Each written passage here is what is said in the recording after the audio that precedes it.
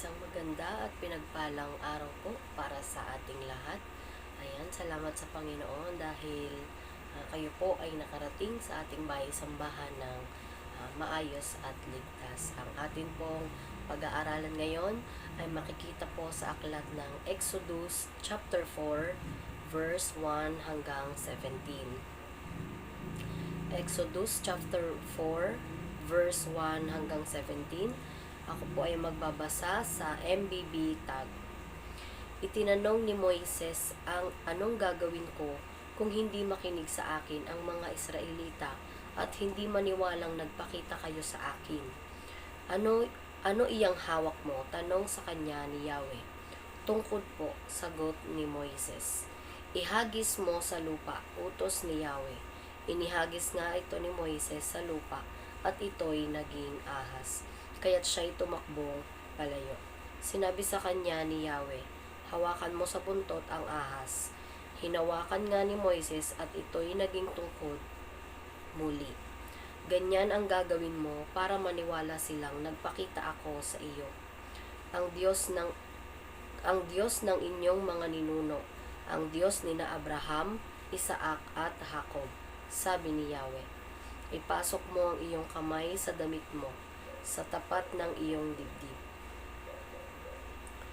Utos ni Yahweh. Gayon nga ang ginawa ni Moises, at nang ilabas niya, ito'y nagkaroon ng sakit sa balat na parang ketong, na kasing puti ng nyebe. Ipasok mo ulit, utos ni Yahweh, at sumunod naman si Moises. Nang ilabas niyang muli ang kanyang kamay, nagbalik na ito sa dati.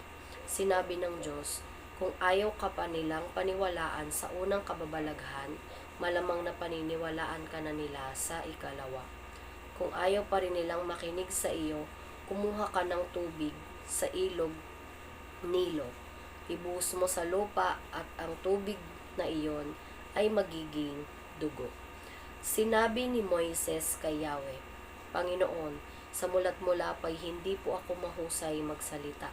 Bagamat nangusap ka na sa akin, hanggang ngayoy pautal-utal pa rin ako kung magsalita. Sinabi ni Yahweh, sino ba ang gumagawa sa bibig ng tao? Sino ang may karapatan para maging bingi? Sino ang may kapangyarihan para maging bingi o pipi ang isang tao? At sino rin ba ang nagbibigay ng paningin at nag-aalis nito? Hindi ba't akong si Yahweh? Kaya nga, lumakad ka na at tutulungan kita sa pagsasalita at ituturo ko sa iyo ang iyong sasabihin. Yahweh, maaari po bang iba na lang ang inyong suguin?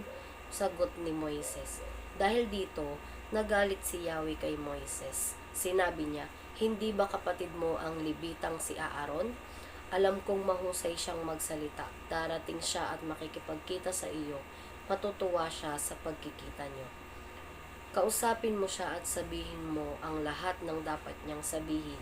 Tutulungan ko kayo sa pagsasalita at ituturo ko sa inyo ang inyong dapat gawin. Siya ang magiging tagapagsalita mo sa mga tao at ikaw ang magiging tagapagsalita ng Diyos na magsasabi naman sa Kanya kung ano ang sasabihin niya. Dalhin mo ang iyong tungkod sapagkat iyan ang gagamitin mo sa paggawa ng mga kababalaghan. Tayo po ay manalangin. Panginoon, tunay nga na nagpapasalamat kami sa iyong pagpatnubay at gabay, Panginoon, sa aking mga kapatid na pagparito sa iyong bahay-sambahan. Tunay nga, Lord, na ang iyong mga salita ang aming pagbubulay-bulayan ngayong oras na ito, at ang hiling namin ay patuloy na samahan mo kami at turuan mo kami, Panginoon, at maging bukas ang aming mga puso't isipan nang sa gayon, Panginoon, ay marami kaming matutunan sa mga salitang ito. Tunay nga na hinihiling namin na samahan mo kami, Panginoon, hanggang matapos ang gawain ito. Ito po ang aming hiling at dalangin sa pangalan ni Jesus. Amen. So,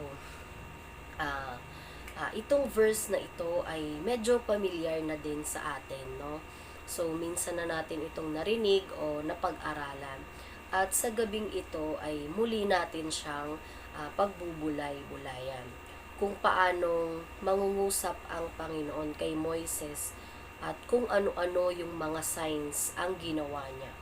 Kung bakit nagalit si Lord at sama-sama natin itong pag-aralan. Sa atin pong verse 1, ang sabi dito ay, itinanong ni Moises, anong gagawin ko kung hindi makinig sa akin ang mga Israelita at hindi maniwalang nagpakita kayo sa akin?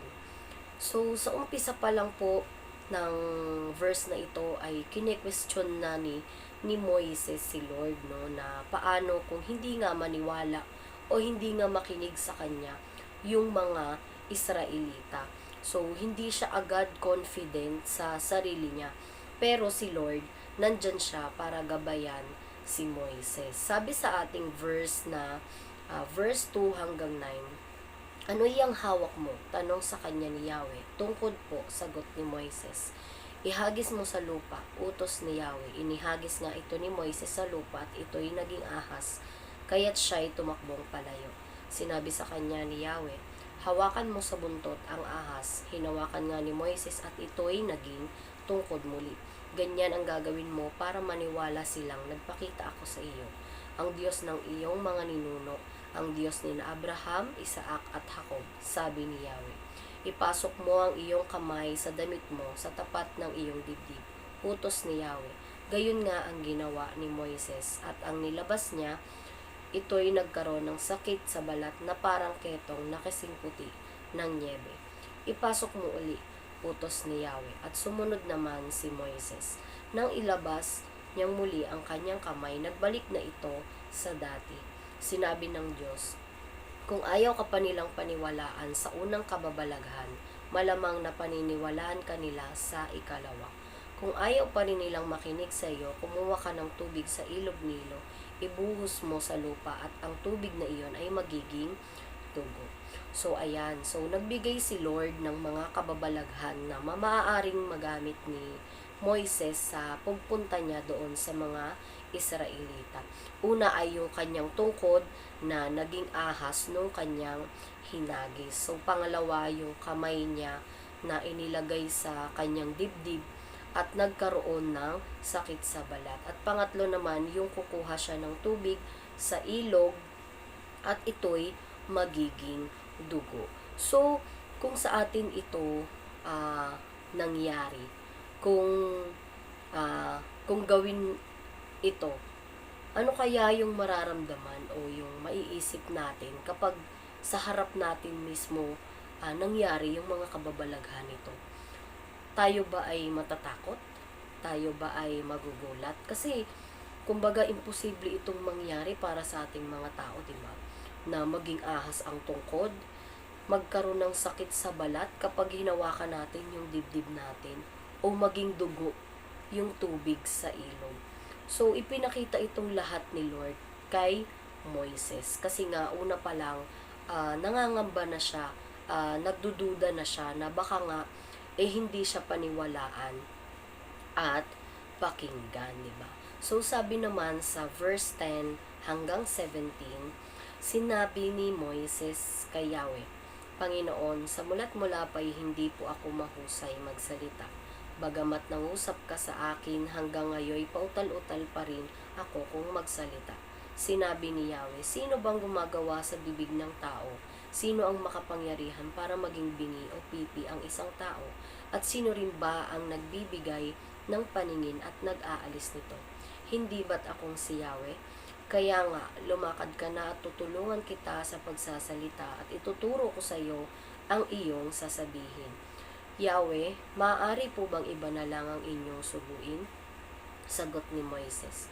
Dahil dito, nagalit si Yahweh kay Moises. Sinabi niya, hindi ba kapatid mo ang Levitang si Aaron?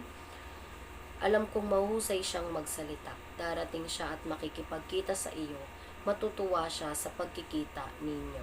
Kausapin mo siya at sabihin mo ang lahat ng dapat niyang sabihin. Tutulungan ko kayo sa pagsasalita at ituturo ko sa iyo ang inyong dapat gawin. Siya ang magiging tagapagsalita mo sa mga tao at ikaw ang magiging tagapagsalita ng Diyos na magsasabi naman sa Kanya kung ano ang sasabihin niya. Dalhin mo ang iyong tungkod sapagkat iyan ang gagamitin mo sa paggawa ng mga kababalaghan. So dito makikita naman talaga natin na si Moises ay hindi pa rin siya confident. Kasi kahit na nangusap na sa kanya si Lord, ay utal-utal pa din siyang magsalita. Pero, sino nga ba ang gumawa sa bibig ng tao? Sino nga ba ang makapangyarihan sa ating katawan? Sino ang may kakayanan na ilagay o alisin ang lahat ng ito? Diba siya lang? Ang Panginoon lang. Pero despite na ganun, hindi pa din confident si Moises. Kaya naisip niya na sabihin kay Lord na iba na lang yung suguin ni Lord. Pero si Lord, nagalit siya. Nagalit siya kay Moises at sinabi niya na tutulungan siya ng kanyang kapatid na si Aaron at tutulungan sila ni Lord. So itong si Moises, yung ugali o katangian na ipinakita niya dito, minsan na din tayong naging ganito. Tinawag tayo ng Panginoon para maglingkod sa Kanya. Pero tayo, patuloy pa rin tayong nagdadahilan. Madami tayong mga excuses. Pinapakitaan na tayo ng mga himala. Pinapakitaan tayo ng mga kababalaghan na sa tingin natin ng mga tao ay imposible. Pero kahit na nakakakita tayo ng himala o kababalaghan, hindi pa rin natin yun pinaniniwalaan. So kahit na madaming ipinapakita si Lord sa ating mga buhay, na kasama natin siya, sasamahan niya tayo, hindi pa din tayo naniniwala sa Kanya. Hindi pa din tayo, wala pa din tayong tiwala sa ating mga sarili na kaya natin na malagpasan o kaya natin na ma-overcome yung mga kahinaan na meron tayo. Kahit na paulit-ulit na nga na sinasabi ni Lord na sasamahan niya tayo, tumatanggi pa din tayo. So, ganito yung ugali natin talaga, no? Na kahit ano pa man yung sabihin ni Lord, nire-reject pa rin natin siya. Bakit? Bakit kaya ganun yung ginagawa natin sa Kanya? So, alam nyo mga kapatid na alam ni Lord na may mga kahinaan tayo. Lahat tayo merong mga kahinaan, maaaring kalakasan ng iba, pero kahinaan ng iba. So, alam ni Lord na hindi lahat ng bagay ay kaya nating gawin. Alam niya yung mga pagdududa natin na kahit hindi pa natin yun sabihin sa Kanya, alam niya ang lahat ng yun. Kaya nga, di ba, nandyan siya para samahan tayo. Nandyan siya para gabayan tayo. Kaya anumang kahinaan na meron ka, anumang pagdududa na ang naiisip mo, hayaan mong si Lord ang mag-handle niyan. Hayaan mong si Lord ang gumawa ng paraan para ma-overcome mo yan. Tayong mga anak niya, hindi tayo dapat nagdududa. Bagkus, dapat tayo ay nagtitiwala. Kasi si Lord, kasama natin siya saan man tayo magpunta. Kasama natin siya kahit minsan pinagdududahan natin yung kapangyarihan niya. Inilalatag na ng Panginoon lahat ng mga benefits na maaari nating makamtan once na sinunod natin siya. Pero bakit tinatanggihan pa din natin siya? Nandyan na yung pagpapala sa harap natin. Pero bakit hindi pa din natin ito nakikita? Bakit? Kasi patuloy natin siyang nire-reject. Tinutulak natin siyang palayo sa atin. Dahil ba madami tayong hindi kayang gawin? Dahil ba limitado tayo? Dahil ba hindi tayo perpekto? Kaya nga nandyan si Lord Nandyan siya para maging kasama natin at hindi na tayo mawalan ng lakas ng loob na harapin ang lahat. So sa oras na ito, nais ko na ang lahat ng kahinaan na meron tayo, idulog natin kay Lord. Lahat ng kaduwagan na nandiyan sa puso mo, hayaan mong palitan yan ng katapangan. Maging matapang tayo sa lahat ng haharapin nating mga pagsubok. Maliit man o malaki, walang pinipili si Lord. Gaano man kabigat yang pinagdadaanan mo, gaano man kalalim yang pagdududa mo, hayaan mong si Lord ang tumapos ng lahat ng yan. Ang mga problema, lagi nating harapin at lagi nating piliin na lutasin. So si Lord, Siya lang yung pinakatamang tao, pinakatamang Diyos na magiging kasama natin. Pagtitiwala sa Kanya ang magiging armas natin. Hindi man tayo perpekto, madami tayong pagkukulang, pero si Lord, kahit kailan, hinding-hindi niya tayo iiwan. Amen. Salamat sa Panginoon sa mga salita na Kanyang ibinigay sa atin ngayong gabi. Tayo po ay manalangin.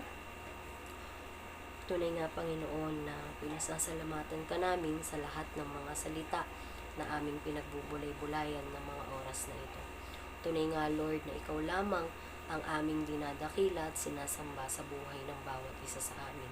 Salamat, Lord, sa pagpapaalala sa amin na hindi dapat kami maging duwag sa paglilingkod sa iyo o sa pagsunod sa iyo, Panginoon. Dapat kami maging matapang nang sa gayon, Panginoon, ay maipakita din namin sa iba, ma-share namin sa iba yung kadakilaan na meron ka, yung kapangyarihan na taglay mo, Panginoon.